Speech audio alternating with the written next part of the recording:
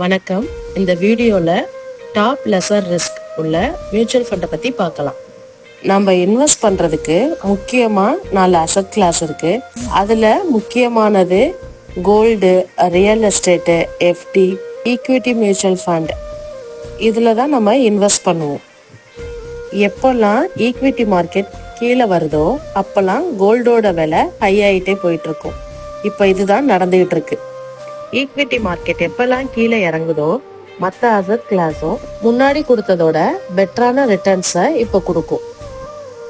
இந்த மாதிரி எல்லா அசெட் கிளாஸ்லயும் நம்ம இன்வெஸ்ட் பண்ணியிருந்தோம்னா பெட்டரான ரிட்டர்ன்ஸ் கிடைச்சிட்டு இருக்கும். இதுக்கு பேர் தான் மல்டி அசெட் ஃபண்ட்ஸ். இந்த மாதிரி ஃபண்டை பத்தி இப்போ நம்ம பார்க்கலாம். அதுல நிப்பான் India multi asset allocation fund ரொம்பவே நல்லா பர்ஃபார்மன்ஸ் பண்ணிட்டு இருக்கு.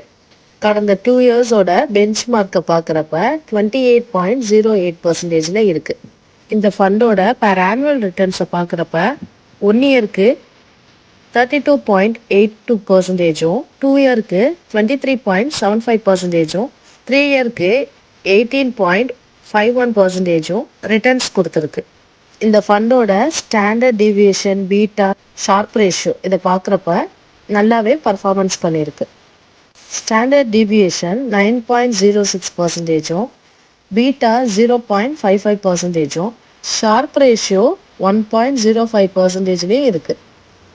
இந்த ஃபண்டோட போர்ட்ஃபோலியோ பார்க்குறப்ப ஈக்விட்டியில் 54.1%, டெப்டில் 15.35%, அதர்ஸில் 30.55% இன்வெஸ்ட் பண்ணியிருக்காங்க.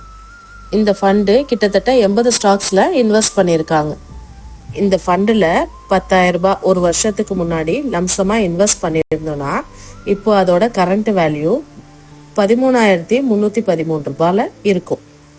எஸ்ஐபி வழியா மாசம் 1,000 ரூபாய் நம்ம இன்வெஸ்ட் பண்ணியிருந்தோம்னா ஒரு வருஷத்துக்கு 12,000 ரூபாய் இன்வெஸ்ட் பண்ணியிருப்போம். இப்போ அதோட கரண்ட் வேல்யூ 14,000 ரூபாயில இருக்கும். கிட்டத்தட்ட 33% லாபத்தில் இருக்கும். இந்த மாதிரி நல்ல நல்ல ஃபண்டெல்லாம் பற்றி தெரிஞ்சுக்க நம்ம சேனலை சப்ஸ்கிரைப் பண்ணி வச்சுக்கோங்க. தேவைப்படுற ஃபேமிலி அண்ட் ஃப்ரெண்ட்ஸுக்கு ஷேர் பண்ணி விடுங்க.